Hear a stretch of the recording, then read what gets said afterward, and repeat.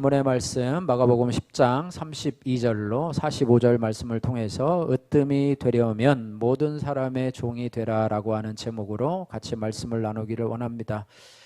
세상에서 사람들은요, 이 으뜸이 되려고 합니다.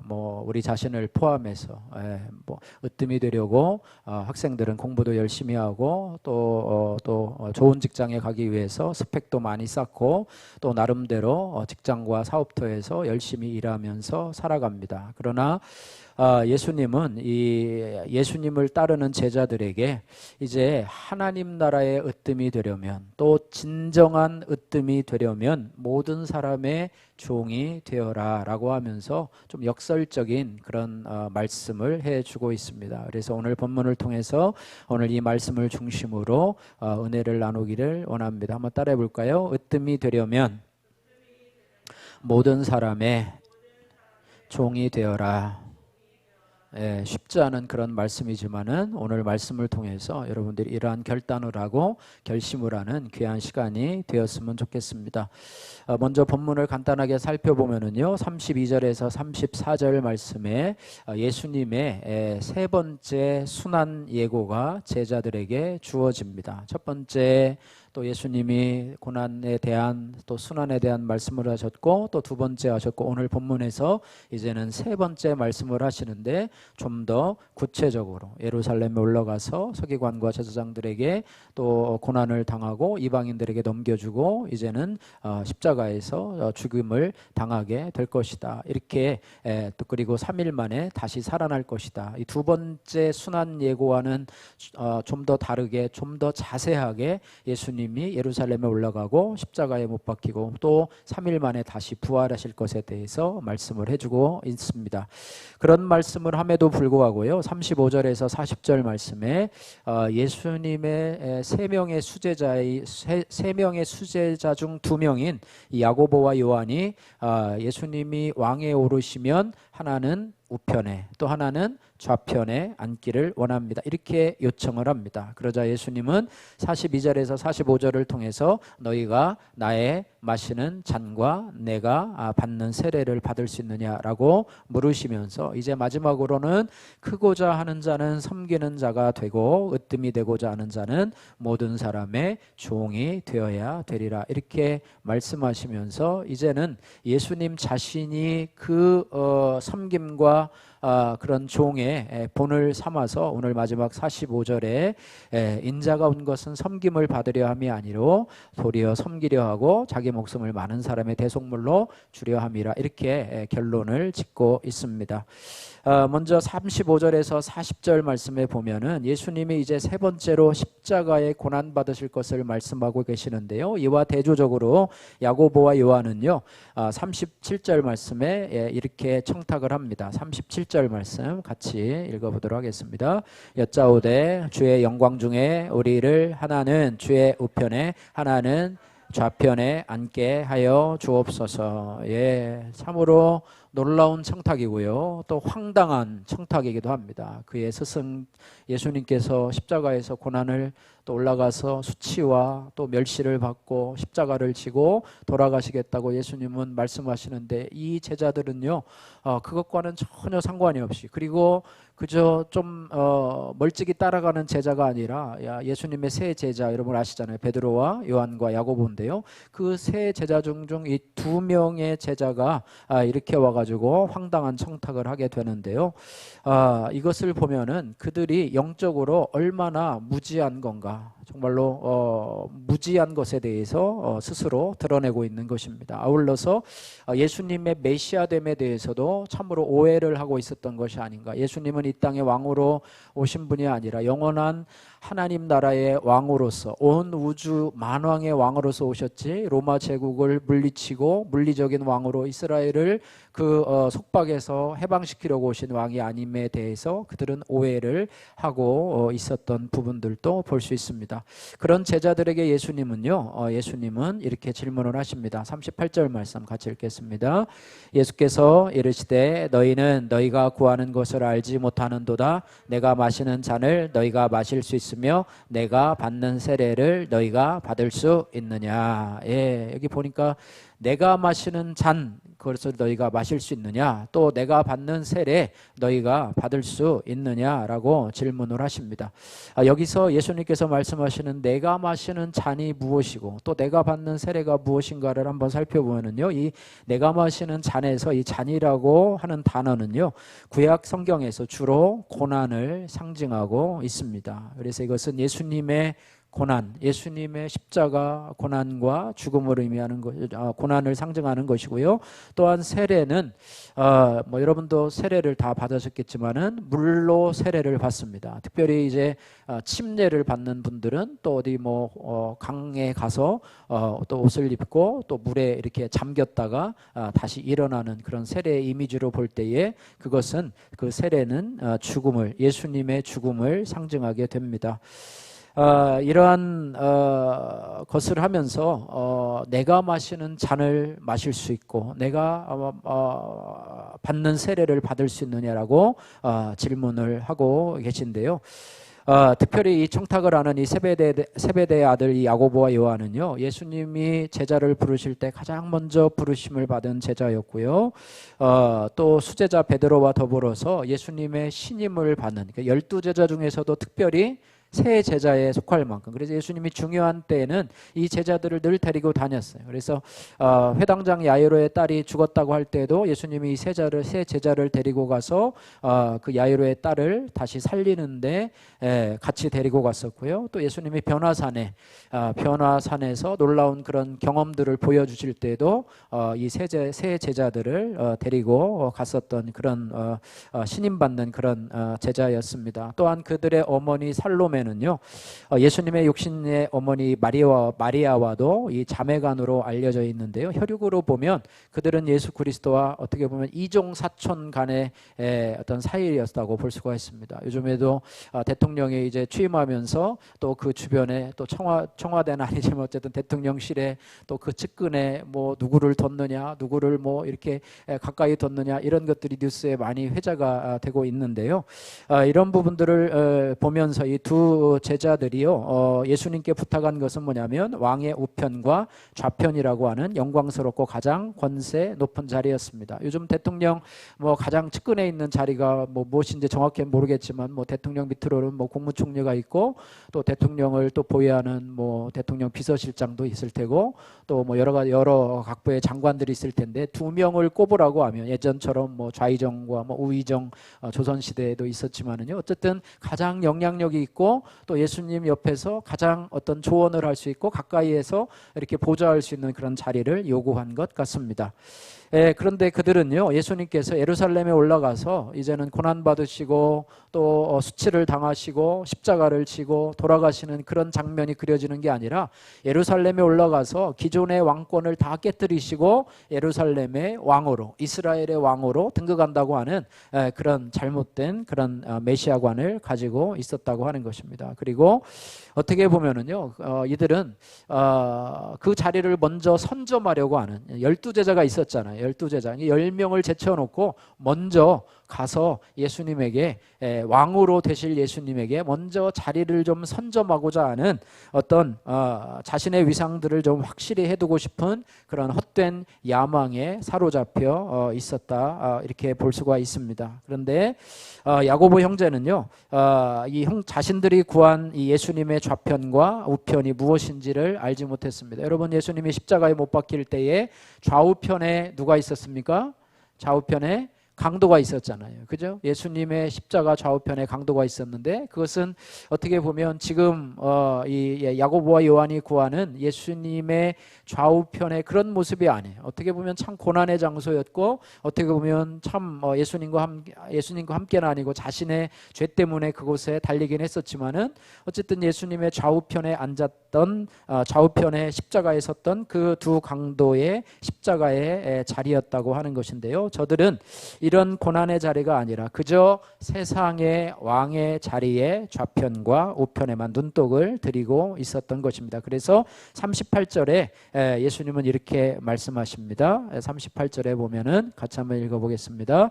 예수께서 이르시되 너희는 너희가 구하는 것을 알지 못하는도다. 내가 마시는 잔을 너희가 마실 수 있느냐?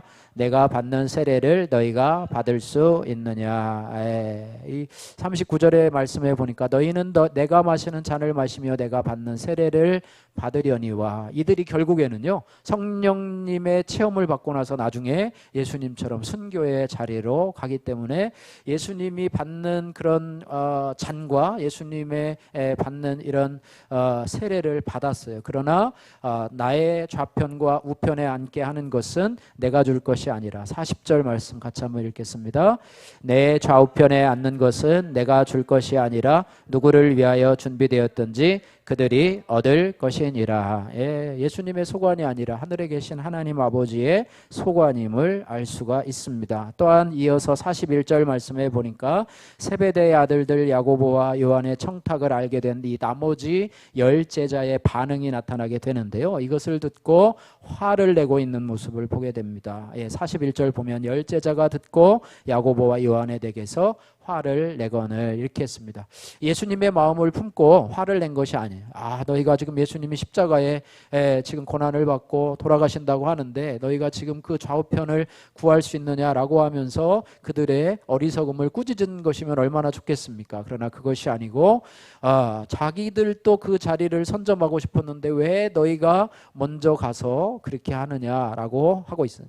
결국 보니까 그들도 그 자리에 대한 욕심들을 늘 가지고 있었음을 보여주는 그런 내용이라고 하는 것입니다.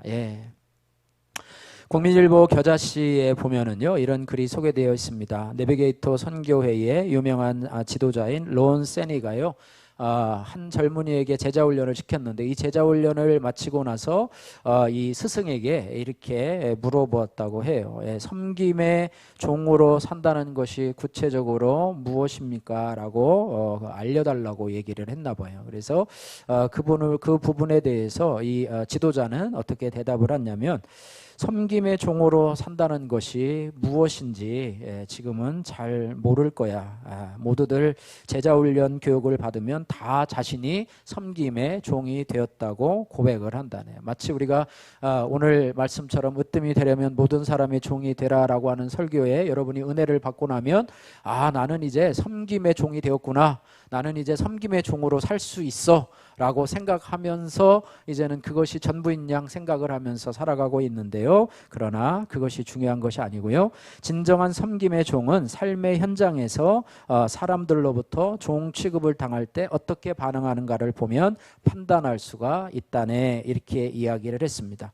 만일 그가 그 상황에서 화를 낸다면 아직도 섬김의 종이 되지 못한 거야 라고 하면서 대답을 해줬다고 합니다. 여러분 어떠십니까? 여러분이 밖에 나가서 여러분이 물건을 사러 갔는데 종업원이 여러분을 불친절하게 대접하는 그런 가게에 가서 불친절한 대접을 받고 살아갔는데 여러분이 아마 화가 나지 않고 웃으면서 이렇게 할 분들은 아마 없을 거예요. 저도 가끔씩 이제 가게를 들어갔는데 불친절한 점원을 만나면 막 기분이 나빠요. 그리고 다음에는 또 가야 되는데 가기가 싫어요. 그래서 아내 보고 이제 대타로 보내기도 하고 뭐 그렇기도 하는데요. 뭐 여러분들이 그런 것 같아요. 친절한 분을 만나면 기분이 좋잖아요. 그죠? 식당에 가서도 친절하게 대접을 받고 이렇게 하면은 참 기분이 좋고 다음에 또 다시 와야 되겠다 생각을 하는데 막 종업원이 하는데 막 반찬을 집어 던지고 막 수저통에 막 수저통을 집어넣고 먹든지 말든지 막 알아서 하라고 하고 뭐 셀프로 하라고 하고 아무것도 안 갖다 주고 이렇게 하면 이게 왠지 대접을 받는 느낌이 아니면 막 어떤 분들은 막 주인한테 얘기를 하거나 뭐 종업원들과 싸우거나 막 이렇게 하는데 알고 보니까 뭐 장로님이고 권사님이고 목사님이고 막 그래요. 그러면 골치 아프죠, 그죠? 그래서 교회에서는 섬김의 종이라는 그런 말을 들었는데 실제로 우리의 삶 속에 가면은요 그것이 잘 나타나기가 어렵다고 하는 거예요. 왜냐하면 그 자존심을 꺾어야 되고요. 내가 너보다 우월하다. 내가 돈 내고 와서 먹는데 네가 나를 당연히 서비스를 해줘야 되고 서빙을 해줘야 되는데 왜 나를 이렇게 그렇게 종 취급하느냐. 나를 이렇게 내가 어떤 사람인 줄 아느냐. 뭐 이렇게 하면서 마음의 분을 나타낼 때도 있다라고 하는 거예요. 그래서 우리가 이런 부분들을 좀 생각이 돼야 되고요. 교회에서도 마찬가지예요. 처음에 우리가 초신자로 교회에 올 때는 원래 섬김을 받아야 돼.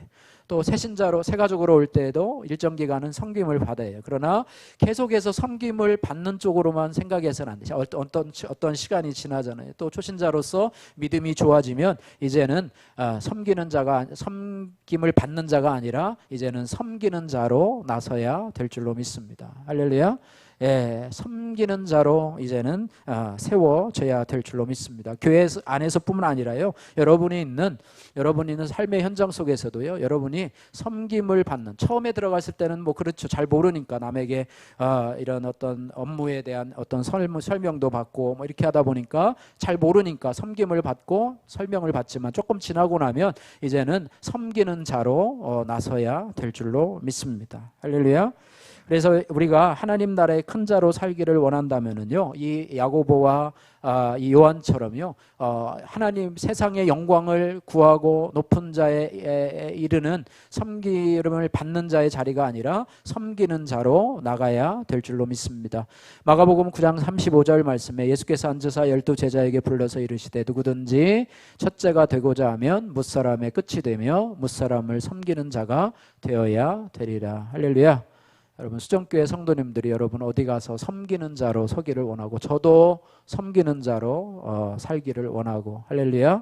여러분 어디 가서든지 섬김을 받는 자가 아니라 섬기는 위치에서 주님의 사랑을 실천하는 그런 성도님들이 되시기를 주님의 이름으로 축복합니다.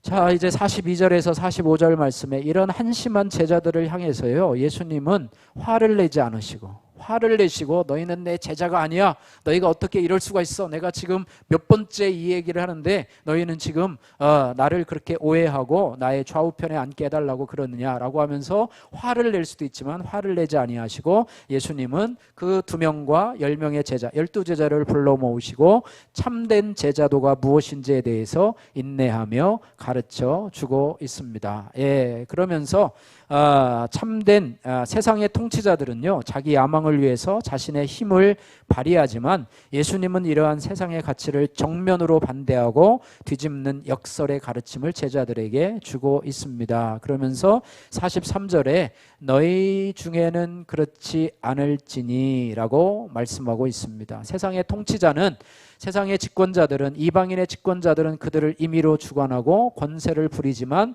너희 중에는 그렇지 않을지니 라고 하면서 43절, 44절 말씀을 그들에게 교훈으로 주고 있습니다. 43절, 44절 말씀 같이 한번 읽겠습니다. 너희 중에는 그렇지 않을지니 너희 중에 누구든지 크고자 하는 자는 너희를 섬기는 자가 되고 너희 중에 누구든지 으뜸이 되고자 하는 자는 모든 사람의 종이 되어야 하리라. 할렐루야.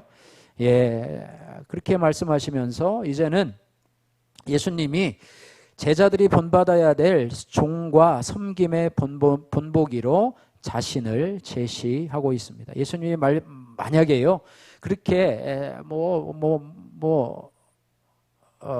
큰 자가 되려면 섬기는 자가 되고 또 으뜸이 되고자 하면 모든 사람의 종이 되어야 하리라 하면서도 예수님은 그렇게 살지 않으신다고 하면 제자들은 그것을 따라가지 않을 것입니다. 그러나 예수님은 그 본으로서, 섬김의 본으로서 죽기까지 복종하신 예수님의 본을 들으면서 오늘 마지막 45절에 자신이 이 땅에 온 목적에 대해서 분명히 말씀하고 있습니다. 45절 말씀 같이 읽겠습니다. 인자가 온 것은 섬김을 받으려 함이 아니라 도리어 섬기려 하고 자기 목숨을 많은 사람의 대속물로 주려 함이니라. 아멘. 우리가 여러분 중요한 구절이라 여러분 암송하시는 분들도 아마 있을 텐데요, 이건 여러분 암송하지 못하셨으면 여러분 꼭 암송하시기를 주님의 이름으로 축복합니다.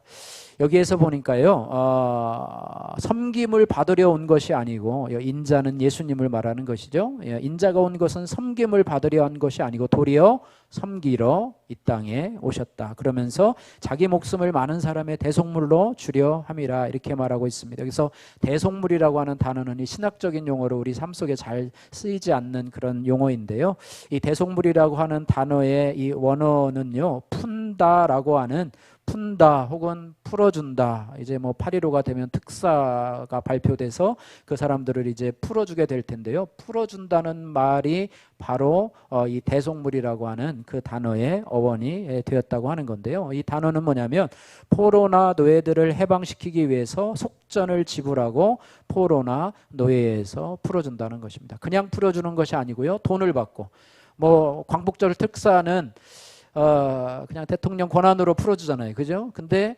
풀어주는데 뭐를 받느냐? 돈을 받고 풀어줘요. 뭐 이를테면 뭐 특사로 나오는데 뭐 너는 뭐 5억 원을 내라. 너 뭐 이재용 뭐 나오면은 넌 돈이 많으니까 너는 100억 원을 내라. 그래가지고 100억 원을 내면 국가에서 그거를 하고 이것을 하는데요. 그런 의미로 대속물로 주려 함이라. 예수님 자신이 그런 어떤 대가를 지불하고 어떻게 보면 죄와 죽음의 노예 상태에 있는 저와 여러분을 포함한 모든 인류를 자유로운 생명으로 풀어주시기 위해서 십자가의 죽으심으로 인해서 이런 죄값을 지불해 주셨다라고 하는 것입니다. 하나님은요, 에덴 동산에서 범죄한 인간에게 죽으리라, 죽고 죽으리라, 육체적으로도 죽고 영적으로도 죽으리라고 하는 법을 이미 정하셨어요. 그런데 범죄한 인간이 살 수 있는 하나의 길을 마련해 주셨는데 그것이 바로 하나님의 아들 예수 그리스도가 십자가의 죽으심으로 인해서 그들의 죄값을 지불하는 것입니다. 우리가 깨끗해서 천국에 가는 것이 아니라요, 예수 그리스도께서 우리의 죄값을 대신 십자가에 지시고 죄값을 대신 지불해 주셨기 때문에 영접하는 자 곧 그 이름을 믿는 자들에게는 하나님의 자녀가, 믿지 않으면 그 효과가 없어요. 그러나 믿고 그분을 영접하고 그 이름을 믿는 자들에게는 나의 모든 죄와 저주와 심판의 대가를 예수님이 다 지불해 주셨다라고 하는 것입니다. 할렐루야. 예수님께서 인간의 죄값을 대신 지불하신 곳이 바로 십자가라고 하는 것입니다. 그래서 제자들에게요, 하나님 나라에서 으뜸이 되려면 세상의 야망을 버리고 자신의 겸손과 섬김을 실천해야 된다라고 말씀하시면서 빌립보서 2장 5절에서 8절 말씀에 이렇게 말하고 있습니다. 너희 안에 이 마음을 품으라. 곧 그리스도 예수의 마음이니 그는 근본 하나님의 본체이시나 하나님과 동등됨을 취할 것으로 여기지 아니하시고 오히려 자기를 비어 종의 형체를 가져 사람들과 같이 되었고 사람의 모양으로 나타나셨음에 자기를 낮추시고 죽기까지 복종하셨으니 곧 십자가에 죽으심이라, 이렇게 말씀하고 있습니다. 예수님은요, 섬김과 이런 종의 본을 친히 보이신 하나님이시면서 하늘 보좌를 버리시고 이 땅에 기꺼이 우리 모든 인류를 위해서 죄값을 지불하기 위해서 죽기까지 십자가에 못 박혀 죽으신 바로 이런 본이라고 하는 것입니다. 그저 흉내만 내는 지도자가 아니라 직접 그의 삶을 통해서 우리들에게 그 본을 보여주신 분이라고 하는 거예요. 그러나 그 당시에요, 예수님 당시에 1세기에는요 많은 유대인들과 헬라인들이요 예수님을 구세주로 받아들이기를 거절했습니다. 왜 그러냐면 그 인물이 너무 보잘것없었거든요. 초라해 보였거든요. 학문도 없고요, 집안 배경도 없는 그런 목수의 아들이고요, 그나마 강도들과 함께 십자가에 매달려서 아무 저항도 없이 죽었으니 그를 구세주로 믿는다고 하는 것은 유대인에게는 미련한 것이고 헬라인에게는 어리석은 일로 여겨졌습니다. 그러나 그분께서 낮은 곳으로 내려오신 하나님의 아들이심을요 이사야 선지자는 이렇게 기록을 했는데요, 특별히 예수님의 외모에 대해서는 이렇게 말했습니다. 이사야서 53장 2절 3절에 그는 주 앞에서 자라나기를 연한 순 같고 마른 땅에서 나온 줄기 같아서 고운 모양도 없고 풍채도 없은즉 우리의 보기에 흠모할 만한 아름다운 것이 없도다. 뭐 그랬죠. 그는 멸시를 받아서 사람에게 실어버린 바 되었으며 간고를 많이 겪었으며 질고를 아는 자라 마치 사람들에게 얼굴을 가리우고 보지 않음을 받는 자 같아서 멸시를 당하였고 우리도 그를 귀히 여기지 아니하였느니라. 외모로 보면은요 예수님은 보잘것없는 그저 한 인간의 정말로 패배한 인생을 살아가는 그런 부분에 불과했다고 기록을 합니다. 그러면서 이제 이사야는요 이사야 53장 5절 6절 말씀에 그의 죽으심의 의미에 대해서 이렇게 말합니다. 그가 찔림은 우리의 허물을 인하며 그가 상함은 우리의 죄악을 인함이라. 그가 징계를 받음으로 우리가 평화를 누리고 그가 채찍에 맞음으로 우리가 나음을 입었도다. 우리는 다 양 같아서 그릇 행하여 각기 제 길로 갔거늘 여호와께서 우리 무리의 죄악을 그에게 담당시켰도다. 그는 누구냐면 예수 그리스도가 온 인류의 죄악을 다 짊어지고 우리의 대속물로서 죽으셨다라고 하는 것입니다. 이런 겸손과 섬김의 길을 걸어오셨고 걸어가실 예수님께서는요, 제자들을 잘 가르치셔서 그들이 로마의 장군이 되고 또 오늘날 국회의원격인 원로원 의원으로 진출시키거나 아니면 식민지의 관료로 이스라엘의 종교 지도자나 의회 기관인 사내들인의 공회원이 되라고 말씀하지 아니시고요. 예수님은요, 이 사랑하는 제자 이 베드로에게 승천하시기 전에 이렇게 예언을 하십니다. 내가 장차 어떠한 죽음으로 하나님께 영광을 돌릴 것인가 하는 것에 대해서 예수 베드로는요 거꾸로 십자가에 못 박혀서 죽임을 당했잖아요. 예수님께서는요 베드로에게 내가 이루지 못한 굴지의 재벌이 되거나 세계에서 대단한 영향력을 행사하는 권력가가 되어서 하나님께 영광을 돌리라고 말씀하지 않았어요. 우리는 대부분 그렇게 생각하죠. 내가 돈을 많이 벌어서 내가 유명한 세계에 유명한 교수가 되어서 내가 세계에 유명한 노벨 우리는 없지만 얼마 전에 수학에서 노벨 상과 같은 그런 부분이 한 분이 나타났잖아요. 그죠? 우리나라 국적은 아니고 우리나라에서 대학까지 마쳤지만은 미국에 가서 이렇게 한 분이 나타났는데요. 어쨌든 노벨상을 받아서 거기에 가가지고 내가 하나님께 영광을 돌립니다. 그런다고 하나님의 영광을 받으시는 분이 아니고요. 하나님은 우리의 삶 속에서 낮아지고 섬기고 내 영광이 아니라 하나님의 영광을 드러내는 자들을 통해서 그들은 너무 바빠서요. 주의를 지키기도 힘들고요. 너무 바빠서 여러분 큐티할 시간도 없고요. 너무 바빠서 기도할 시간도 없고요. 그런 삶인데 마지막 높은 경지에 올라가지고 하나님께 영광 요 말 한마디 했다고 그것이 하나님께 영광이 돌아가는 게 아니에요. 여러분 평소에 여러분이 시골 예산에 살지만은요, 여러분 평소에 유명한 사람처럼 되지는 못했지만은요, 평소에 여러분 하나님과 교제하시고 기도하시고 큐티하시고 또 여러분이 섬기는 삶을 사심으로 하나님이 여러분에게 영광을 받는다는 사실을 여러분 아시기를 바랍니다. 할렐루야. 그렇지 않다면 늘 만족하지 못하고요.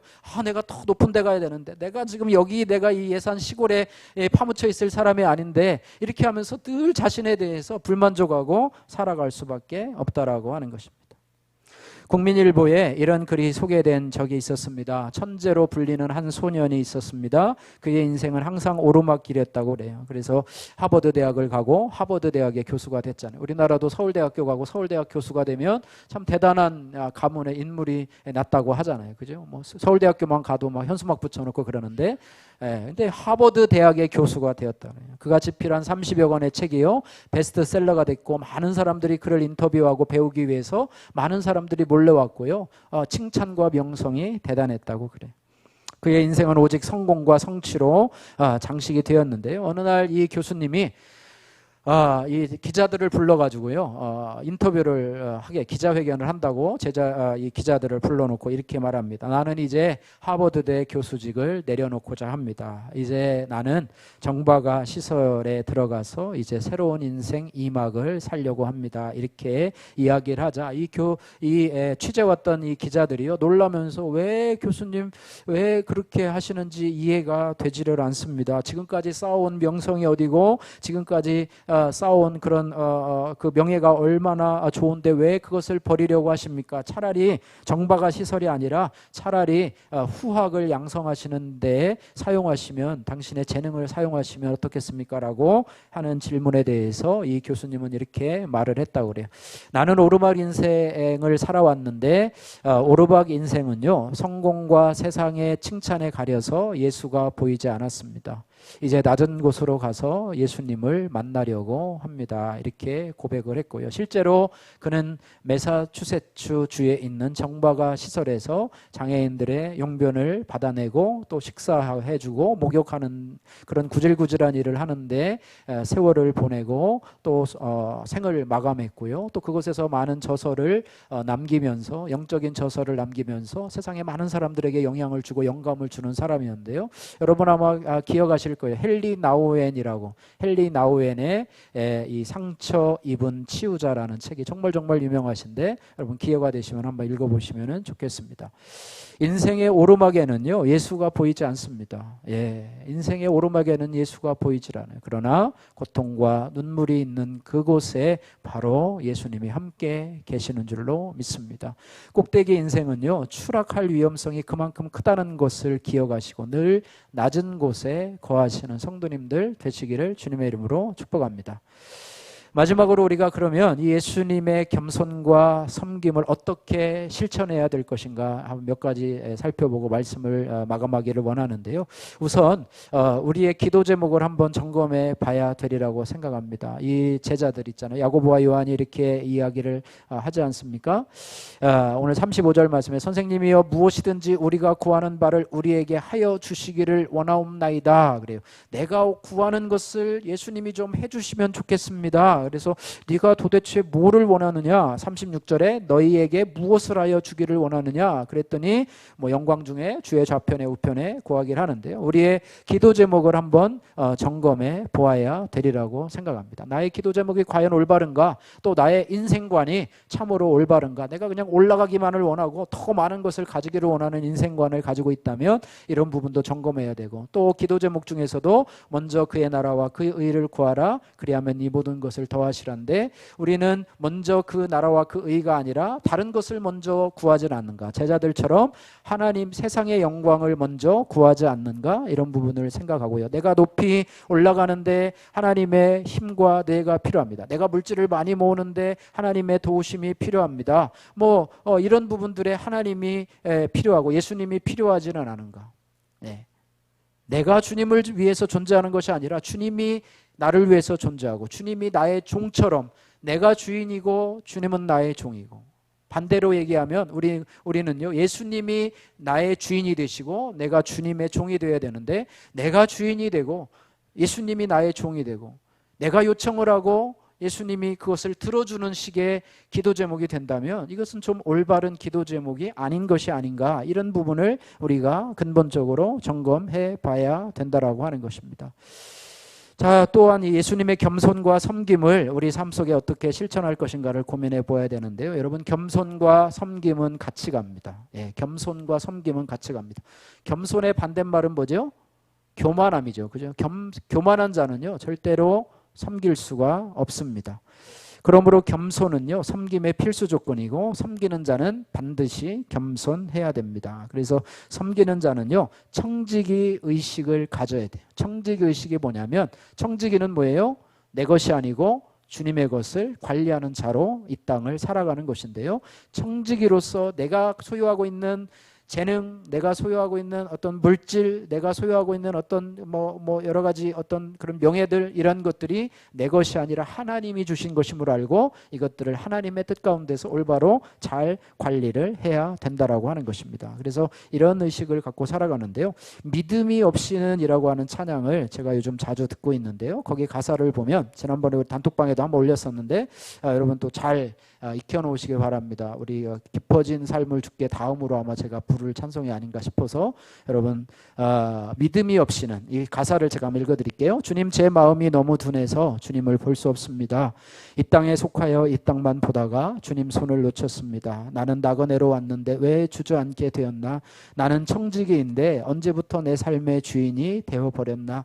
믿음이 없이는 기쁘시게 못하나니 고된 수고도 다 헛될 뿐이라. 믿음이 없어서 무너진 삶의 모든 자리에 다시 주님을 기다립니다. 믿음이 없이는 기쁘시게 못하나니 주를 찾는 자 반드시 만나리. 믿음이 없어서 무너진 삶의 모든 자리에 다시 주님을 기다립니다. 이런 고백의 찬송입니다. 섬기는 자는요, 섬기는 자는 이런 청지기 의식을 가지고 우리 가정과 교회와 직장에서 여러분들이 이런 의식을 가지고 살아야 됩니다. 내가 주인이 되어버리고 이 땅이 전부인 것처럼 내가 이 땅을 주저앉아서 이 땅이 영원한 것처럼 살아가는 자는 절대로 청지기 의식을 가지고 겸손함으로 낮아짐으로 살 수가 없습니다. 그래서 굴림이 아니라요, 섬김이 바로 영광의 길이라고 하는 것입니다. 연동교회 이성희 원로 목사님 설교 중에 이런 내용이 있었는데요. 이 내용을 살펴보면서 오늘 말씀을 마치기를 원합니다.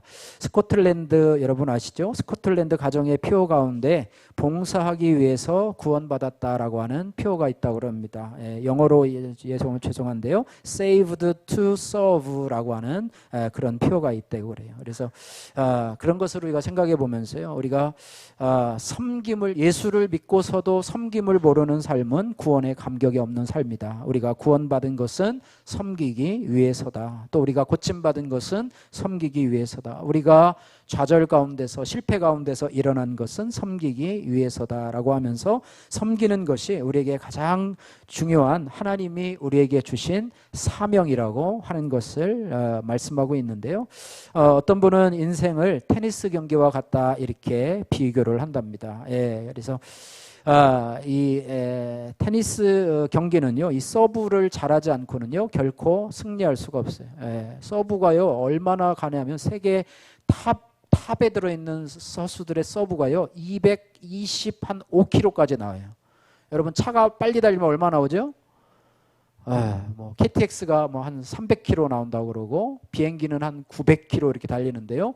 서브가요 한 220km 이렇게 나와요. 보통 한 200km가 넘어요. 근데 그 서브가 들어오면요 뭐 받지를 못해요.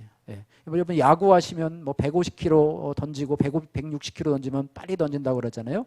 그래서 테니스에서는 이 서브가 참 중요한 것처럼 서브를 잘하지 않고서는 경기에 승리를 할 수 없는데요. 인생도 마찬가지입니다. 인생도 서브를 잘해야지만, 여기서 서브는요 그냥 이 서브가 아니라 섬김이라고 하는 서브예요. 섬김. 그래서 인생도 서브를 잘하는 인생이 성공적인 그런 인생이라고 하는 거예요. 그래서 잘 서브하는 사람이 이기는 사람이고 또 잘 서브하는 사람이 으뜸이 되는 사람이라 이렇게 볼 수가 있습니다. 인생의 성패는요 얼마나 서브를 잘했는가, 하나님에게 서브를 하고 또 이웃에게 서브, 즉 섬김을 하는 사람이 가장 성공적인 삶을 살아갔다라고 하는 것입니다. 여러분, 하나님이 싫어하시는 것이 뭐냐면 눈이 높은 것과 마음이 교만한 것과 악인의 형통한 것을 하나님이 싫어하시고 그것이 죄악이라고 하는 것입니다. 여러분, 진정으로 크고자 하십니까? 또 그러면 여러분 하나님 나라에서 으뜸이 되고자 하십니까? 그러면 이 땅에서 여러분 하나님을 섬기는 자가 되시고 모든 사람의 종으로 사시기를 주님의 이름으로 축복합니다. 기도하겠습니다. 사랑의 하나님 아버지, 감사합니다. 우리 자신을 위해서 기도합니다. 하나님들 으뜸이 되기를 구했기에 초라하고 능력이 없어 보이는 십자가를 외면해온 비천한 인생입니다. 이런 저를 위해서 자기 목숨을 대속물로 주시고 친히 순종의 본을 보이신 주님 감사합니다. 이제 저도 예수님을 따라서 구원을 위해 겸손히 섬기게 하여 주옵소서. 이 땅에서 자리 다툼하는 인생들을 불쌍히 여겨주시고 더 높은 자리에 오르고자 서로 미워하고 죽이는 세상 가운데서 그리스도인으로 인내하며 잘 참고 견디며 잘 죽어지게 하옵소서. 그것이 으뜸이 되고 큰 자가 되는 길임을 기억하며 살게 하옵소서. 예수님 걸어가신 이름으로 기도드립니다.